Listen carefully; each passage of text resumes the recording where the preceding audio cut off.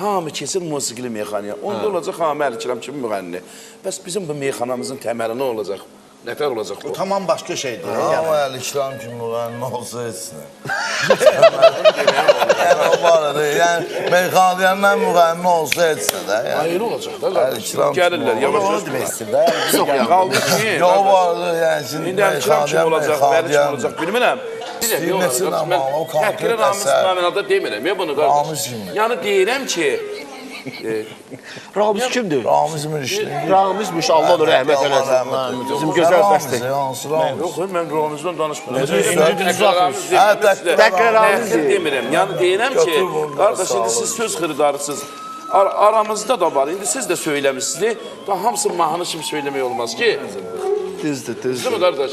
Nə bilim, valla mən nə deyim, bax belə də baxıram, adam baxır, görürsən ki, amma çox tamaşaçı kütləsi qəbul edir və sevir. Onlar da bir Mən dəfə oxuyur. oxuduğum məsələləri bir dənə oğlan gəlib təkrar oxusa, mən adımı dəyişərəm. Azərbaycanda elə 4 dənə müğənni var, sonra biri mənəm.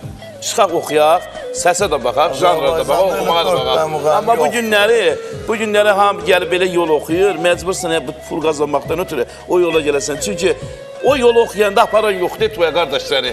Yerə şəhsər oxuyur, bunu niyə nəm tu aparıb? Düzdür mü? Mən də nəyinəsə dolanmalıyam qardaş. Qadan alıb. Bu işə düzəlməyə gəlib elə bir. Sağlıq bir dənə işə düzəldi. Dolanmalıdır qardaş. Olma. Bir dənə musiqili meyxana.